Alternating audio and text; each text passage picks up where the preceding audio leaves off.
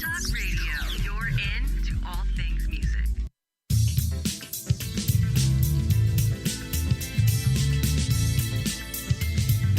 May the best brand win with Scott Robertson's Music Biz Marketing Strategies. Now, here's your host, Scott Robertson.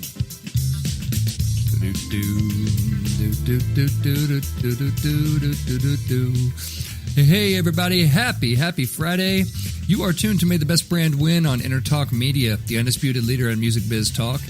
And I am Scott, your host, and a man who still hasn't tried that Popeye's fried chicken sandwich yet. But when I do, I'm hoping that that in the store that I'm in, there's at least some type of commotion, because I will feel left out if there's no commotion. With me is Paul. Paul, have you tried the Popeye's fried chicken sandwich yet? No, I can't do the fried chicken. I got a gluten allergy. But I had allergy. Yeah, but I had some Chick-fil-A grilled nuggets last week that I was actually pretty impressed with. You like those? So there's gluten in the Popeye's fried chicken? Well, anything fried is going to be breaded. Oh, right.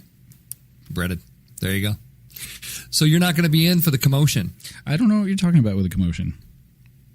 Well, there's commotion everywhere. Every time there's so much commotion. I'm going to talk about it in winning and losing, actually. It's actually made the winning and losing segment. There's so much commotion. All right. I'll have to wait for that. I don't know what's going on with the Popeye's chicken. I'm out of the loop. You're out of the loop.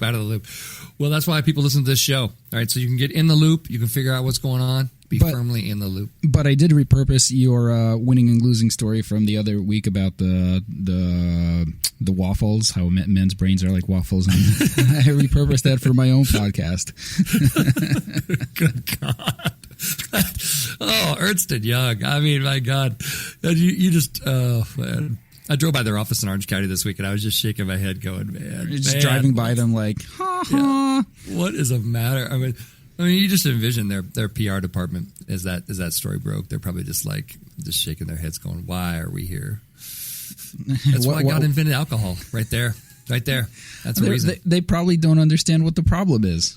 Like, it's all these women with their soggy pancake brains that are having a problem with this.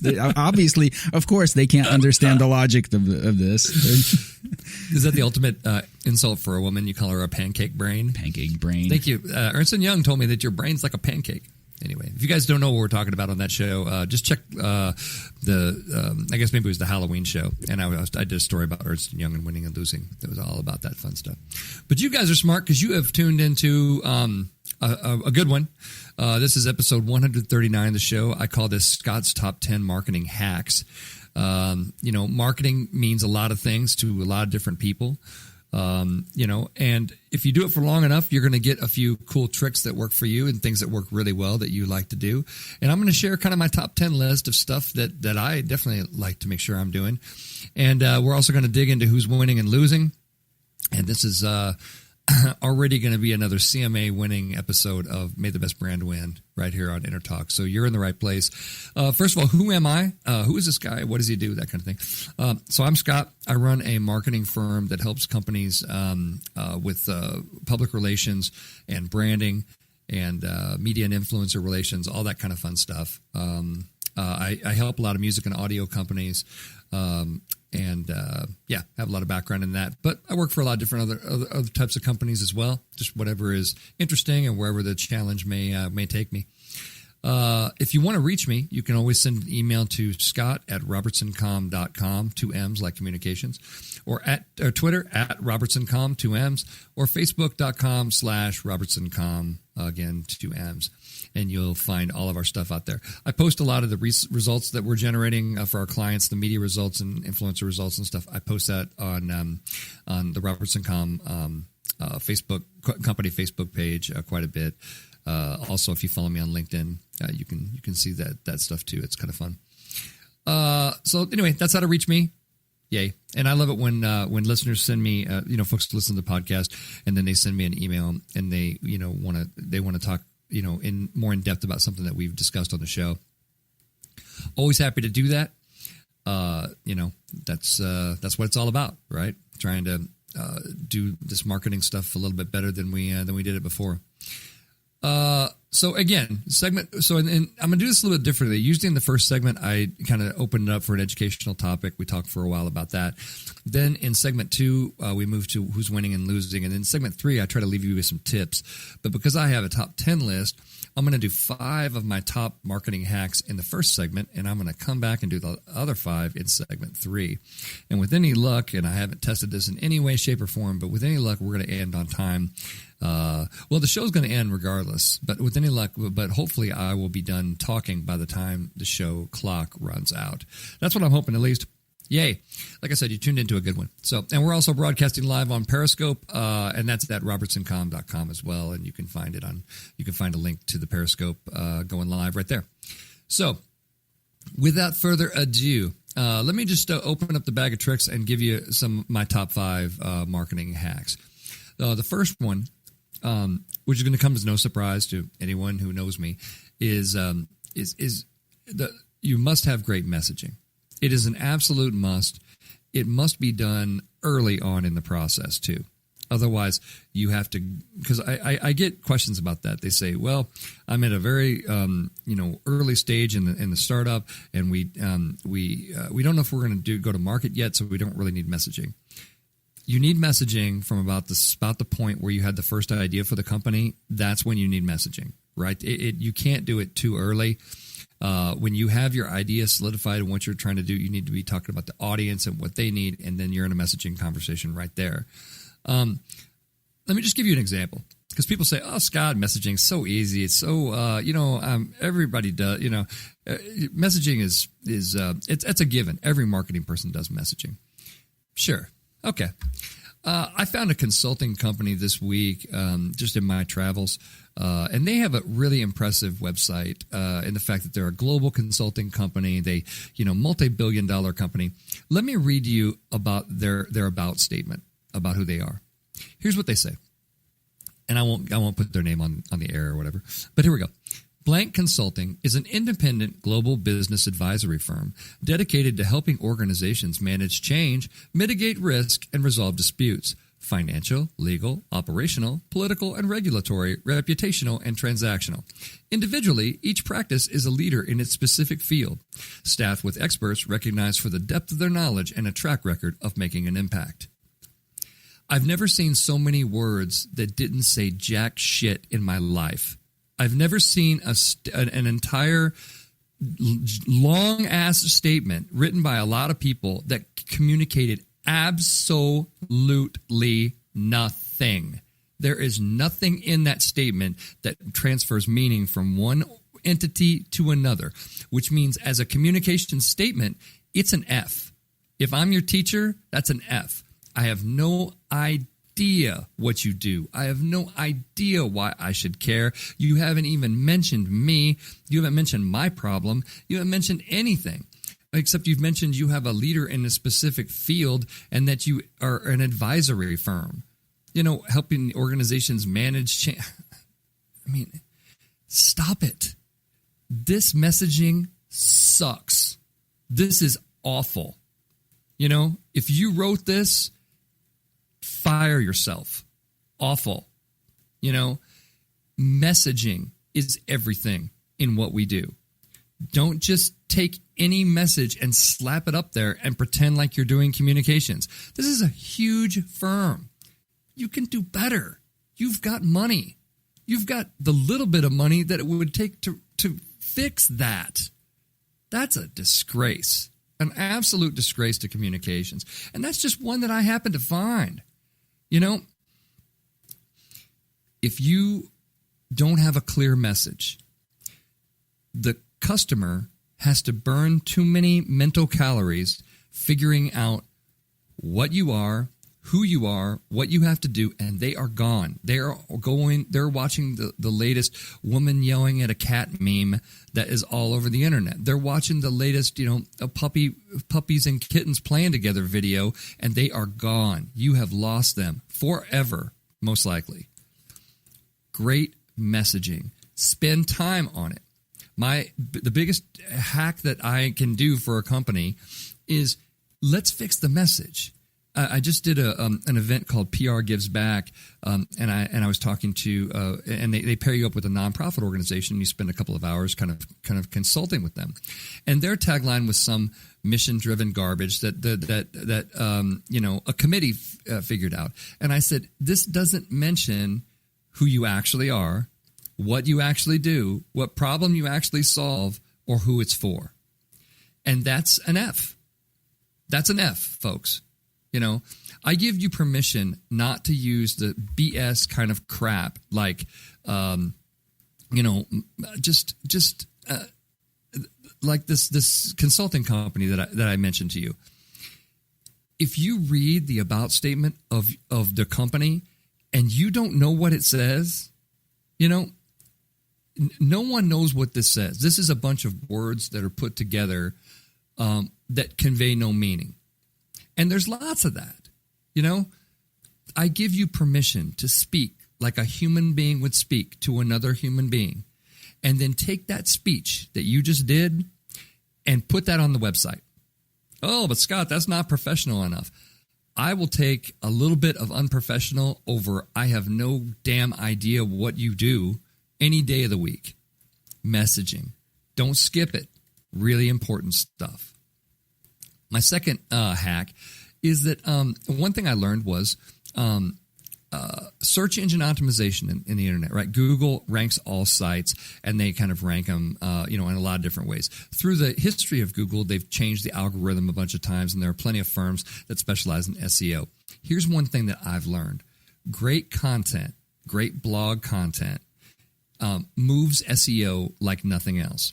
I had a client in the employee benefit space for 8 years, for about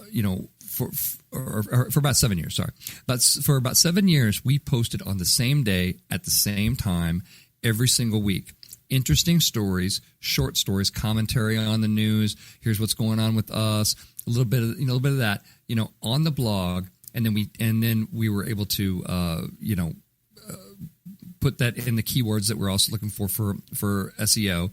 And because of that, we were able to get that client on the first page of Google under the state of California. The only SEO that beats their content was the state of California in employee benefits. Now, ladies and gentlemen, I'm going to toot my own horn for a second. That's pretty damn impressive.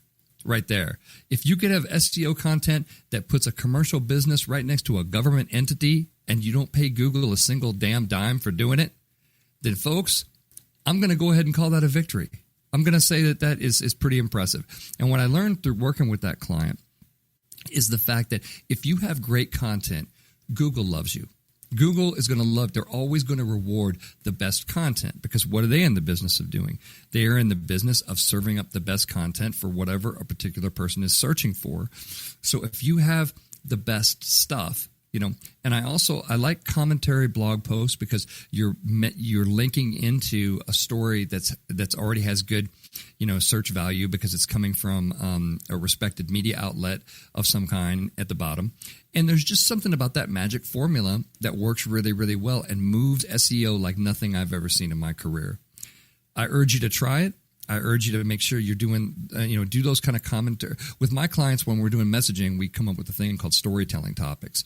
And these are topics, they're stories that we're looking for that are happening in the news where we might be able to comment.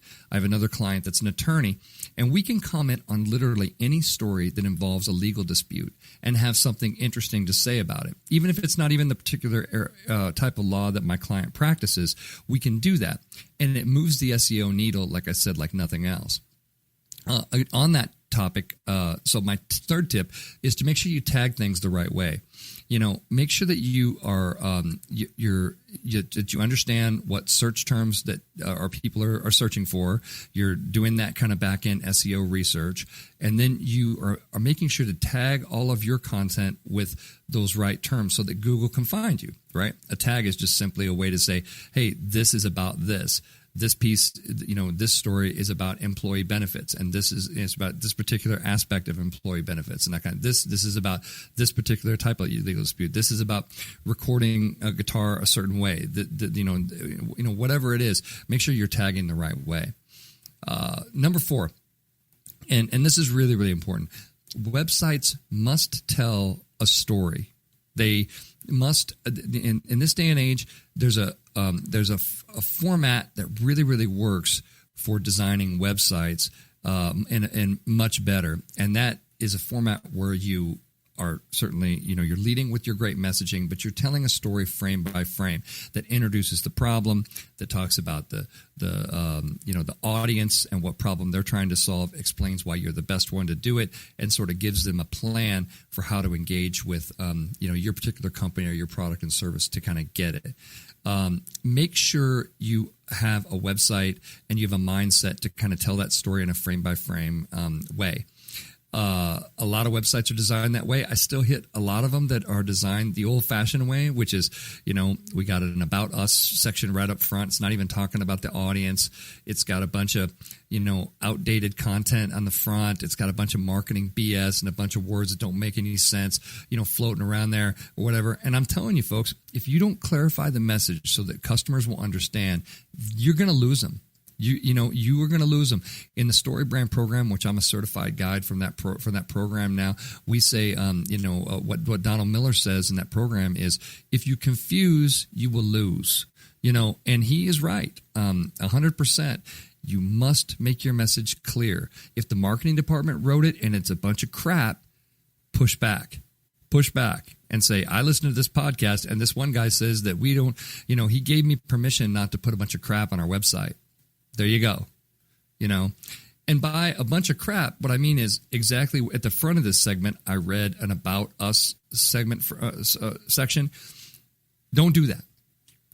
And my fifth hack, in this segment here is to make sure you take the hype out of your press releases. Just switching gears to PR for a second. I still read way too many press releases. People send to me and they say, "What do you think?"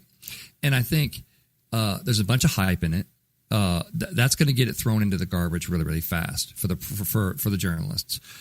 There's a bunch of quotes from the CEO that's like stroking his ego. Kill all that stuff. If the CEO needs an ego stroke, make an appointment with a therapist and just have them say nice things about the CEO. A press release is not the right time to do that. Don't ever stroke your stupid CEO's ego with a press release. That doesn't make any sense at all. Don't do that. Okay, because it's a tool for the journalist, right? It's a tool. It's not a marketing piece, right? And we got to get back into that framework. I mean, there's still way too much of that hype going out in press releases. I'm flying through the hacks today. Yeah, that's what I'm doing today. I'm flying through the Scott's top 10 marketing hacks. We got through a bunch of them. I got 5 more to go. But first, come on back for segment 2. I'm going to tell you who's winning and losing this week. Have a good one. See you in a few.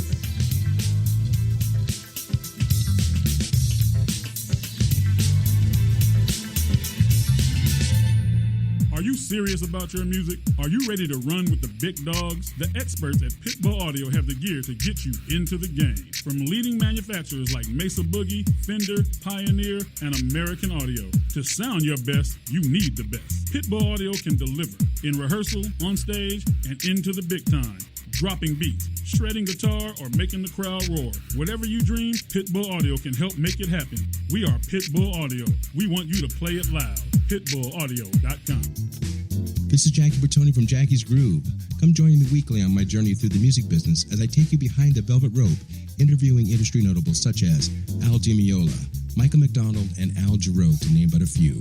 Listen to their stories on being in the studios recording #1 hits and onto the stages throughout the globe. Allow me to be your music historian. You can hear me live every Monday at 2 p.m. and every Wednesday at 12 noon Pacific Standard Time or 24/7 on jackiesgroove.com. Ready to get your groove on?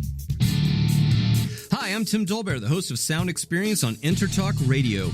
Each week, I talk with top professional audio engineers, producers, musicians, and the manufacturers that make the tools that we use in the studio each and every day. From capturing the perfect take to mastering your final release, and the tools and how the pros use them, we are going to dive deep into their process and learn from their experience. I look forward to you joining us each week on Sound Experience with me, your host, Tim Dolbear. Make this your vinyl night.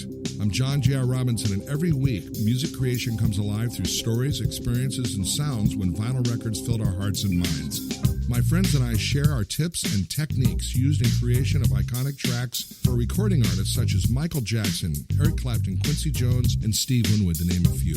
Vinyl has emerged hot, and the soul of vinyl defines art and passion which burns deepest at night. Tune in every Wednesday at 2 p.m. Pacific Standard Time on EntertalkRadio.com.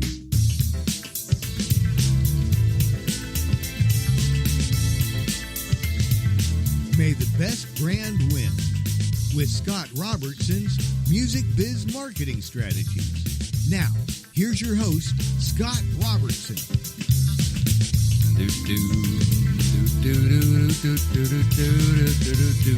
Hey everybody, you are so smart. Look at you, because you are tuned to May the Best Brand Win on Entertalk Media, the undisputed leader in music biz talk. I am Scott, your host. We're talking about some marketing hacks. We're talking about, speaking of hacks, we got Paul with us. No, I'm just kidding. Hey, come on now. Hey, Paul's playing at a casino tonight. I've worked very hard to be able to hack at the level that I hack on. Thank you.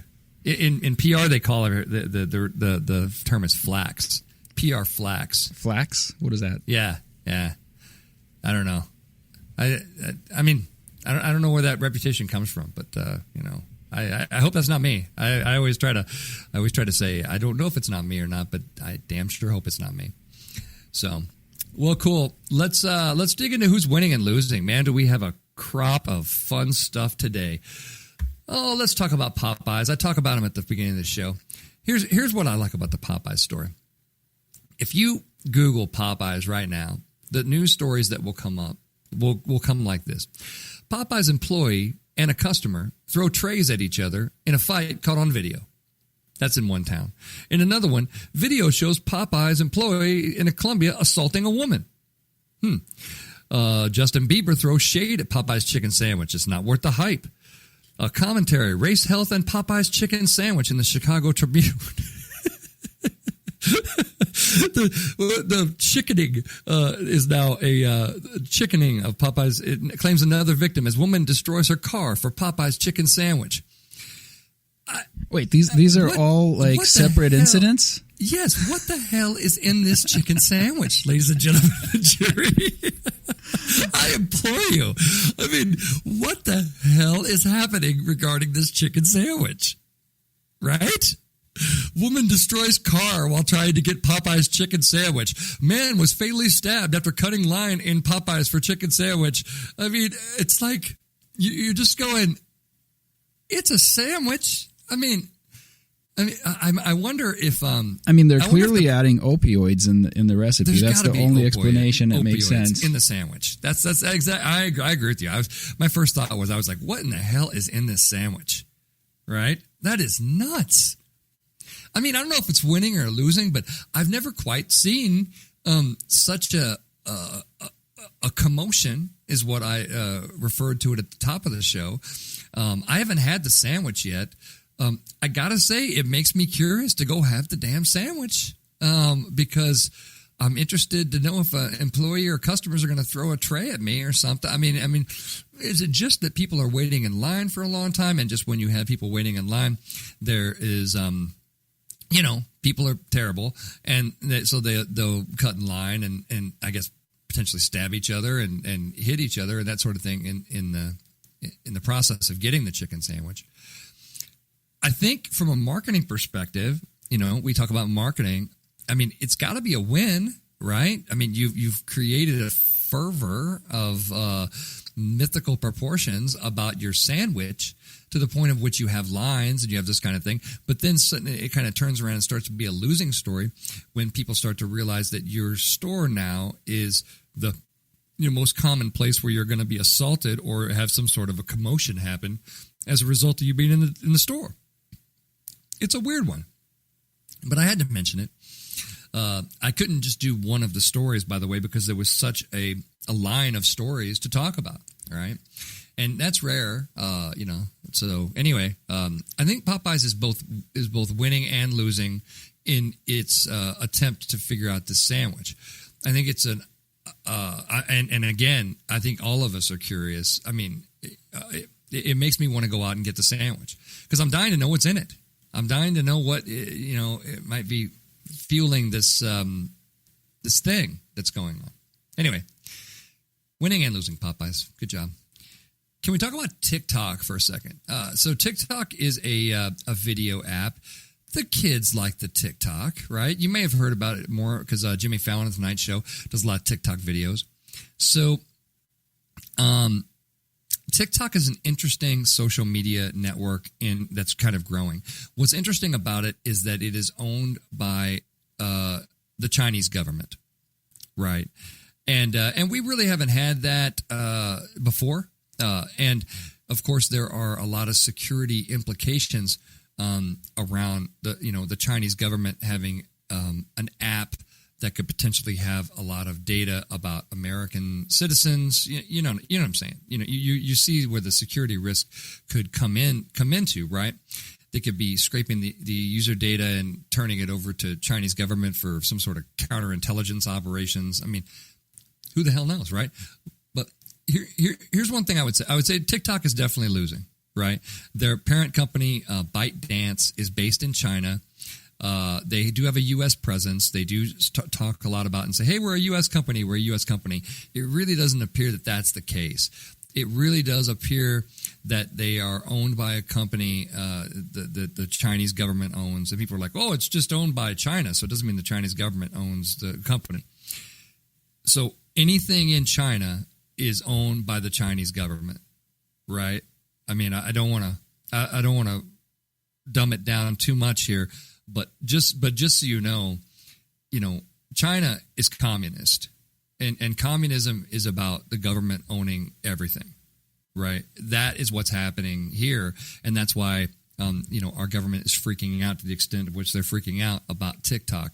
What I would say, here is somebody from the New American Security Organization, the Center for New American Security. Said this about it. Americans are confronting deep systemic risk when using platforms operating in and owned by companies in countries with a history of cyber espionage and forced tech transfer, said Kara Frederick. By the way, if you want to see the story, it's covered a lot of places, but Newsy has a good look at it. I would check out newsy.com for that one.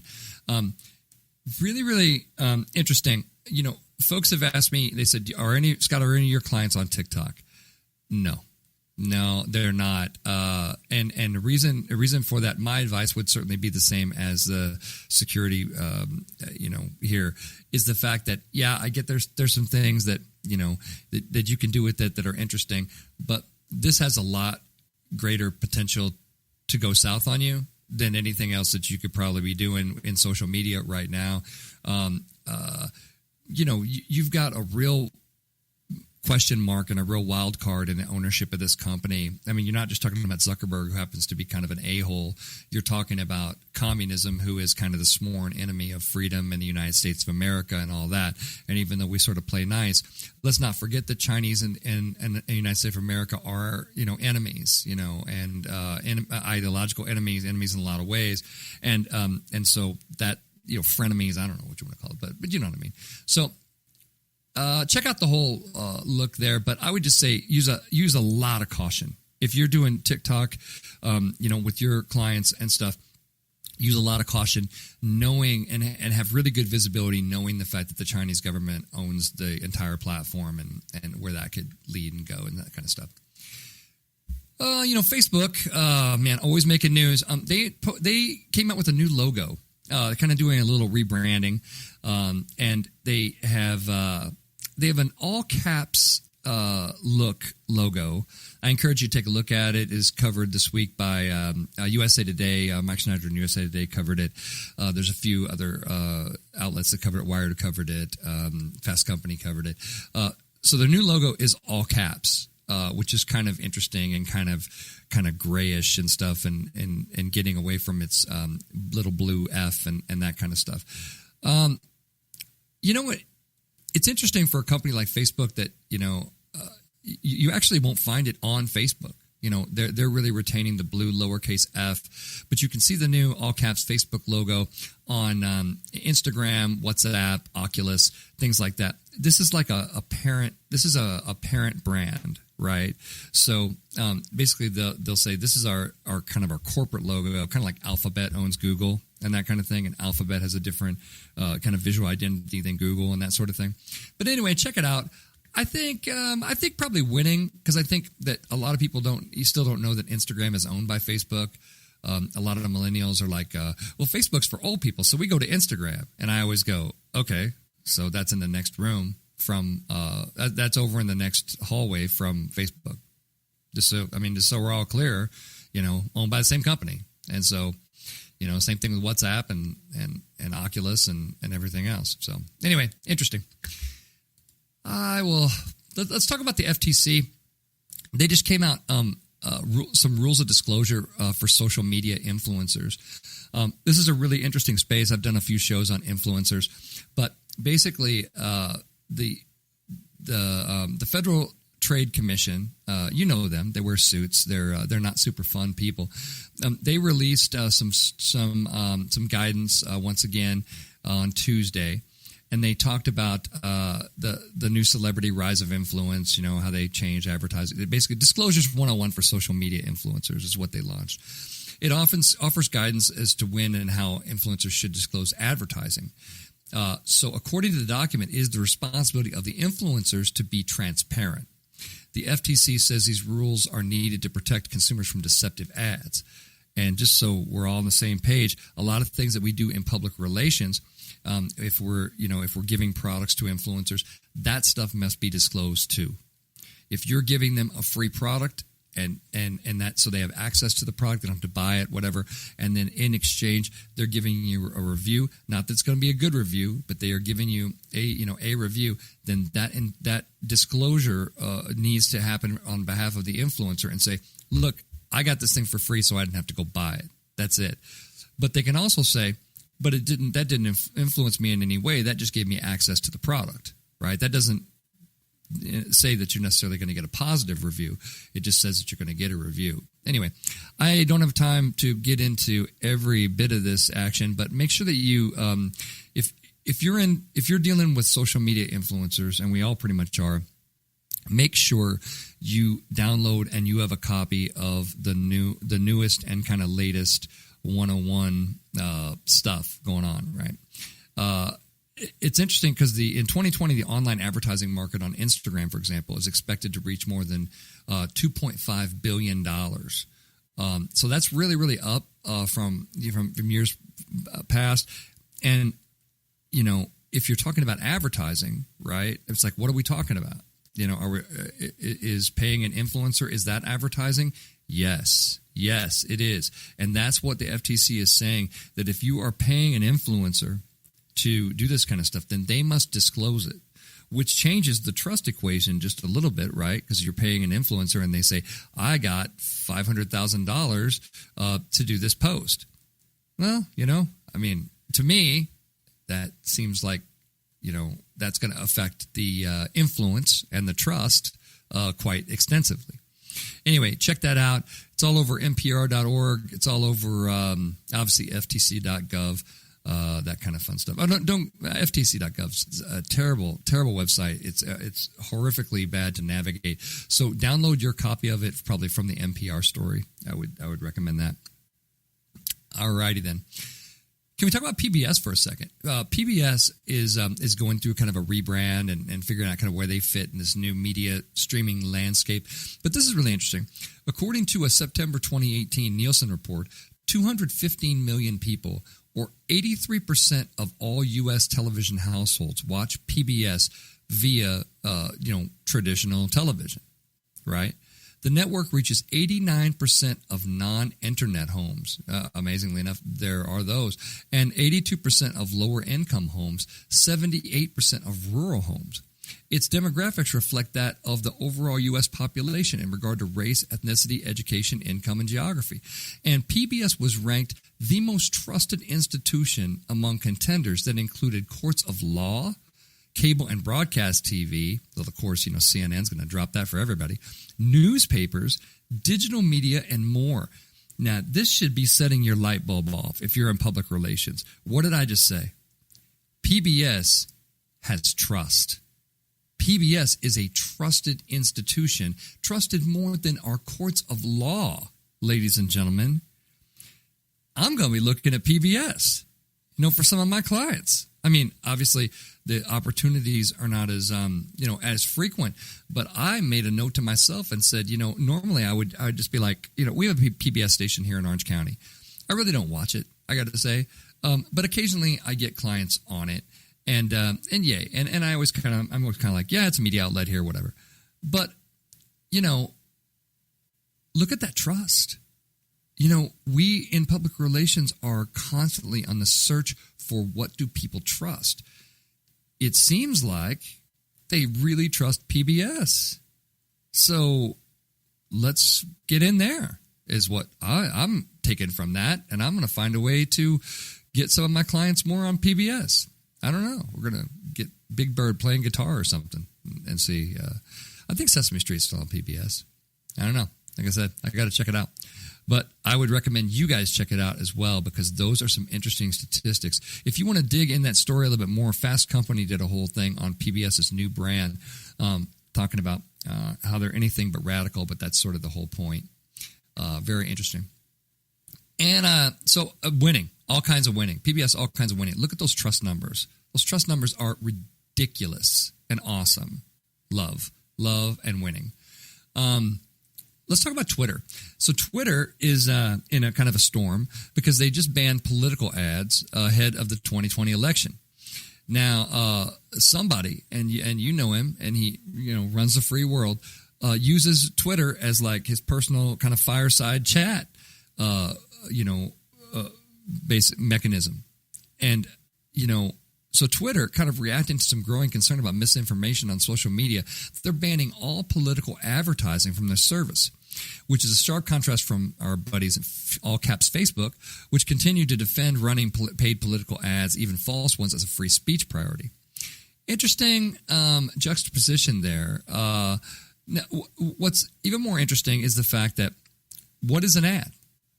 What is an ad? If the President of the United States has millions and millions of Twitter followers and kind of tweets like it was a bodily function, right? And so it's like, is that an ad? Because he uses a news channel. Is it an ad? You're not going to ban him from talking. That's what he does. So I don't know what the hell that's supposed to be. I have to say,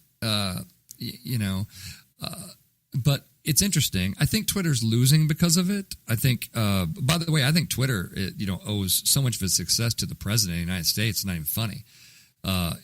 Just that platform is like, must-see TV now. You have to watch it. You have to see what's going on because you never know what the president's going to say, and he's going to say it there first.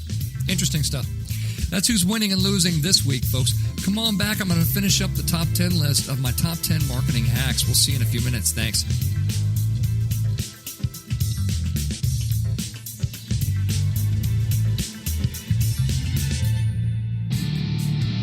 I'm Tim Dolbear, the host of Sound Experience on Entertalk Radio. Each week, I talk with top professional audio engineers, producers, musicians, and the manufacturers that make the tools that we use in the studio each and every day. From capturing the perfect take to mastering your final release, and the tools and how the pros use them, we are going to dive deep into their process and learn from their experience. I look forward to you joining us each week on Sound Experience with me, your host, Tim Dolbear. Are you serious about your music? Are you ready to run with the big dogs? The experts at Pitbull Audio have the gear to get you into the game. From leading manufacturers like Mesa Boogie, Fender, Pioneer, and American Audio. To sound your best, you need the best. Pitbull Audio can deliver in rehearsal, on stage, and into the big time. Dropping beats, shredding guitar, or making the crowd roar. Whatever you dream, Pitbull Audio can help make it happen. We are Pitbull Audio. We want you to play it loud. PitbullAudio.com. Make this your vinyl night. I'm John J.R. Robinson, and every week, music creation comes alive through stories, experiences, and sounds when vinyl records filled our hearts and minds. My friends and I share our tips and techniques used in creation of iconic tracks for recording artists such as Michael Jackson, Eric Clapton, Quincy Jones, and Steve Winwood, to name a few. Vinyl has emerged hot, and the soul of vinyl defines art and passion which burns deepest at night. Tune in every Wednesday at 2 p.m. Pacific Standard Time on EntertalkRadio.com. This is Jackie Bertoni from Jackie's Groove. Come join me weekly on my journey through the music business as I take you behind the velvet rope, interviewing industry notables such as Al Di Meola, Michael McDonald, and Al Jarreau, to name but a few. Listen to their stories on being in the studios recording number one hits and onto the stages throughout the globe. Allow me to be your music historian. You can hear me live every Monday at 2 p.m. and every Wednesday at 12 noon Pacific Standard Time or 24/7 on jackiesgroove.com. Ready to get your groove on?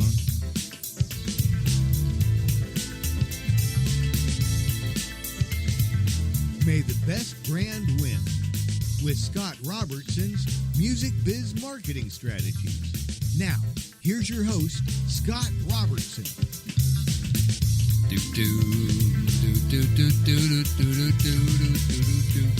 Hey, everybody, it is Friday, and you are so smart. Have I told you that lately? Because you are listening to May the Best Brand Win on Entertalk Media, the undisputed leader in music biz talk. I am Scott, your host. We've been talking about winning and losing. Man, what a cavalcade of people. Paul, what did you like from the Well, buffet? I'm concerned about you getting hooked on the Popeyes chicken. The good thing is we could do the show from anywhere, so you could call us in from the Betty Ford Clinic or wherever you choose to detox. Dude, I should do like my interviews, like I do when I'm out at trade shows, from the Popeyes chicken line. Ooh, there you go. And I'd just be like, wear a helmet. I'd be like, hey, how you guys doing? So, hey, Scott from May the Best Brand Win. You're in line to get the Popeyes chicken sandwich right now. I understand. So, what are you excited about this sandwich? Man, don't talk to me. Don't talk to me. Get back. Yeah, get back. Back up, man. Did he hit me with the tray and goes? Are you trying to cut in front of me? Keys my car. Oh man, I'll tell you what. If you're doing PR for Popeyes right now, you have kind of a dual challenge. In one case, you're like I said, you're like, hey man, we created such a frenzy. It's awesome. Look at the frenzy we created with our sandwich. It's great. And the other time, you're like, oh my god, we're like the source of chaos in modern society. Mm-hmm. Our stores are. So anyway, lots of fun. Well, let's get back into the list, shall we? There we go. So this show is all about my top 10 marketing hacks. I'm going to give you the other 5 right now. We got to 5. So number 6 is meet face to face with the media. When you're doing public relations, make sure you're making time to meet face to face with media. Now, I've had some people that. I've run into some clients that say, well, yeah, I hired a PR firm and they wrote some press releases and they put them out on the wire and it wasn't very successful and that was public relations. And so public relations sucks and so do you and goodbye. And I say, well, okay, none of that was public relations. That is a tool that we use to do public relations. The press release part was. Putting it over the wire, depends on disclosure requirements. But the way that you really do this, the way that we get onto into the media, and the way that we create earned media is by being incredibly useful and incredibly lucky and incredibly at the right time, with the media, right? And I always encourage my clients, it's a face-to-face business. Still, it's important to go to, I did an event in New York where I took one of my clients around and we met face-to-face with a bunch of media who were looking for stuff for holiday gift. Now, you meet with them face-to-face, they're much more likely to they get 100, 200 pitches a day. But if you met with them face-to-face and you had a real human conversation with them on the planet Earth here, and you met with them in real life, then you have about a 1,000,000% better chance of being able to reconnect with them and say, hey, I really enjoyed meeting with you and hearing about your dogs, and I like dogs too, and that kind of thing. And hey, I also know we also talked about the fact that you need X, Y, and Z for what's coming up in your coverage, and I have X and Y of that. And so why don't I get that to you, and you can see what you think and see if you can get that in the story. That is public relations. Okay? That right there that I just said, that's public relations. Relationships. Being there. And people misunderstand and say relationships. Well, that means Scott's got a Rolodex of people that he goes out to lunch with and he schmoozes. Bull crap. What it means is we've worked to create a relationship and be extraordinarily useful to the people who need people to be useful for them so they can get their job done. Okay? It means that we're committed to building a relationship with the news media out there by being useful to them and having the things that they need to do their job. Okay? It doesn't matter if they're friends with me. It doesn't matter if they come to see my band. It doesn't matter if they, it doesn't matter if they, were at my kid's christening. It doesn't matter. It matters what they need to do their job. And do we have it? And if we do have it, then yay, we got a chance to do something really great together. And that's going to be awesome. And that's it. Just writing a press release and putting it out over the wire and calling that public relations is malpractice. That is not public relations. That is, it's really lazy public relations. That's what I would say. Or some of these firms that they write one pitch and then they send it out to 1,000 media and get all the names wrong. If you're interested in having a relationship with a reporter, you don't send the same thing to every reporter, because if they all bounce back and say, I want the story, and you send it to two competitors, now you're screwed. Because now they both want your story, and now you have to manage. It puts a lot of pressure back on you. Don't ever do that. Meet face to face. That's why I like doing media relations at trade shows. That's why I like doing media relations at different events. I like to meet face to face with the media. It's still a face to face game out there, folks. Don't ever forget it. Important hack. One more just on public relations is release your news early in the week. Everybody in public relations kind of gravitates to an opinion on that subject. It also depends on your industry. I work in a lot of music and tech. There's still a lot of weekly publications. There's still a lot of monthly publications. It's just a good It's just a good idea if you're working with any kind of weekly publications. Chances are they are going to press, with their magazine or their publication by the end of the week, which means they're gathering at the beginning of the week and the end of last week, actually. So if you release your news early in the week, you have a better shot for weeklies. Also, I think it's just a good idea to release news early in the week. The way our human week kind of goes with the audience attention span is by Thursday and Friday, we're lover boy, right? We're working for the weekend. We're looking for the end of the tunnel. So we have a lot better chance of our stuff getting lost and not covered if we're releasing later in the week. So that's just one little bit of advice from me to you. Make sure you're releasing your news early in the week. Also, just one on the releasing news side of things. If you're releasing things at a trade show, a good trick is to release it the week before the trade show hits. You see a lot of companies do this at NAMM now because they've kind of learned it. And, of course, I'm one of those people out there doing it, so just so you know. But, release it. Let your embargo go. Embargo is, we ask the press not to cover it before a certain day. Let your embargo go like the Monday before the trade show. Why is that? Because then they can cover it the week going into the show. You still get the benefit of the visibility of being top of mind as the show kind of opens. You run a much greater risk of, you run much less risk of being lost in the shuffle. Really important. So kind of learn how to handle those, those time frames. Another hack, just on the PR side of things, is use your social channels, your owned channels, to amplify your earned news coverage. I got a client that we just got onto the Kelly Clarkson show, with their product. And not everybody is home during the week. And let me rephrase that. Few people are home during the week at 2, 3 o'clock in the afternoon. They may be taping the Kelly Clarkson show, and that's great. Love it. But, to reach this audience, use your earned news coverage and amplify it even further with your owned channels. Your social channels, that kind of stuff. Make sure you have built into your PR program every single piece of coverage that you're getting. You are amplifying it with your own coverage. And that's where you can get good at, tagging people, right? You get on the Kelly Clarkson Show. Hey, thanks at Kelly Clarkson Show, for covering us. We were so thrilled. We're, so excited, blah, blah, blah. Whatever it is, amplify. Social media is a fantastic amplifier. Also, my philosophy on social media, right? People want to hear about themselves and how awesome they are and all the things that relate to them and that kind of thing. They don't want to hear about you and what your latest sale is and that kind of stuff.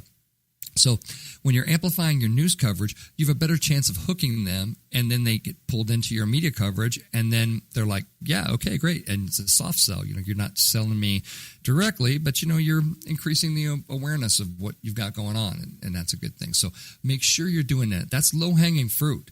That's easy. Everybody can do that, right? You just got to take the action step of being able to do it. I do that for all of my clients. I insist on it. And if they say, well, Scott, you're not doing social for us, then I make friends with whoever their social agency is, and damn sure they make sure they're doing it too. Because you don't want to leave that opportunity on the table. It's a good little hack for you. Number 4, don't forget about giveaways and contests. If you're a company that makes products, a lot of my clients are, don't forget that media like to do giveaways. They like to do contests.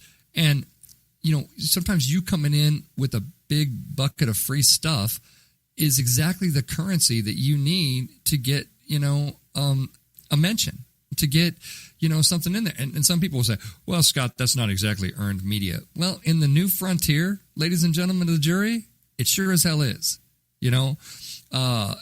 It's not exactly a review. It's not exactly, a piece of news coverage in the traditional PR 101 kind of playbook. But here in today's world, like for example, Music Connection magazine does a thing called the Friday Freebie. I've taken advantage of it with almost all of my clients. And it's really a good idea to do, right? They need to give away something. What they do is they put something out there and they say, okay, so you've got a client, and let's say they're giving away, like, fill the tip jar. One of my clients, it's a interactive tip jar that spits out thank you cards and things when people tip your band, or if you're a band or musician. So we put it in a Music Connection as the Friday Freebie. Then like 575 people entered to win it. One person did win it. We gave them the free thing. We got all the visibility in the world from being on the homepage for the Friday Freebie, which is killer. And then Music Connection, gave us the names of all the other people and the names and emails with consent, by the way. Thank you. California Consumer Privacy Act coming up, but make sure you have consent. Don't be emailing people if you don't have permission. It's a relationship killer. Don't do that. So we, with consent, we have emails for all these people, and then we're able to, email them and say, hey, you didn't get it, you didn't win it, but you could still buy it, or you could still be connected with us, and you could still learn about people who did buy it and how it's working if you're still making that decision, that kind of thing. So it's just don't forget about giveaways and contests. I just want to talk about Kelly Clarkson for one more time. I love working with the producers over there. I've organized some giveaways over there. One of my clients, Voco Pro, we gave away the Voco Pro Pop-Up karaoke mic to every member of the audience, which was super cool. They loved it. They got, we had to ship a bunch of them over to Universal Studios in Hollywood, and then everybody took one home and that kind of thing. But then even cooler was the fact that the producers liked it so much, they put the mic backstage in the green room for the show. And now on every episode, the show starts out with this thing called Kellyoke, and Kelly sings a karaoke song, right? That kind of a song that's not hers, and with the audience.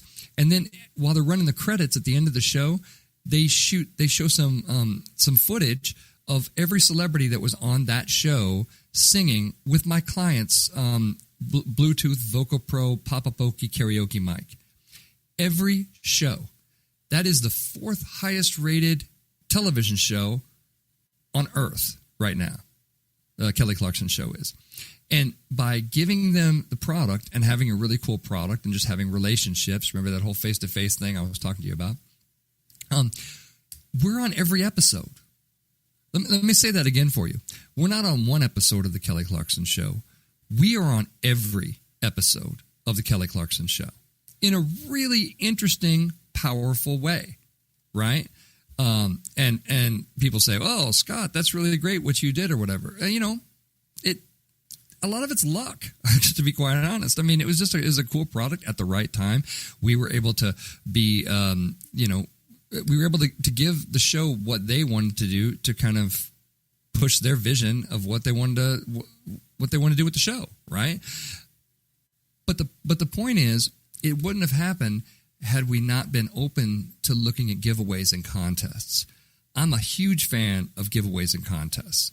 Also, a lot of clients are fine to give away product. They may not be fine to run an ad or do something else or can't afford it or whatever, but maybe they can give away some products. Free stuff is currency in the marketing world. Don't you ever forget it. Don't you ever forget that giving away free stuff is currency, and and should be built into your marketing plan as such. Really, really important in this day and age too. My last hack of the top 10 here is kind of something I talk about a lot, but I think it's something that it really guides so many of our decisions, and it's empathy. One big difference between the way that I do marketing and the way the rest of the world does marketing is the fact that before I do anything, I think about the audience. I've always done that when I've worked at my, all of my corporate jobs, all of my teams. Anybody listening to this podcast who's ever worked with me is like, yeah, that's Scott. I've always been the guy that's like, are we thinking about the audience? Are we thinking about why they want this? Are we thinking about perhaps they don't want this? Are we thinking about how good this is in relationship to maybe do they want this? Empathy should be your guiding light in everything that you're doing for marketing. If something doesn't feel right to you, it doesn't feel like, if marketing would have used empathy, there wouldn't be any privacy regulations necessary. Think about it. We forced the government to create privacy regulations that are complete overreaches like this because we weren't able to control ourselves because of lack of empathy across our profession. It's sad and it's stupid and it's a shame. So what have we learned, folks? We learned that marketing can be hacked. There you go. And I gave you some of my cool tricks to do it. You may have some cool ones as well. Email me with yours. I'm always interested. Always remember that we, the marketing profession, we're supposed to be in the long-term relationship building business. We don't always act that way, but if you make long-term relationships your goal, your marketing is always going to be on the right side of the line. Hey, that's it for me, folks. We'll see you next week. Have a good one. Thanks. Bye-bye.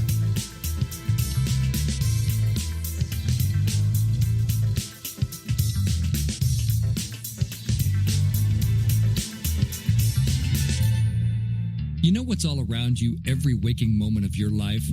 Marketing. You're choking on it. I'm Scott Robertson, and when it comes to strategic PR, branding, and marketing, I've seen it all. And actually, I'm still seeing it because bad marketing never sleeps. Join me each week on May the Best Brand Win, right here on Entertalk Radio, and learn how to make the marketing for your brand unforgettable.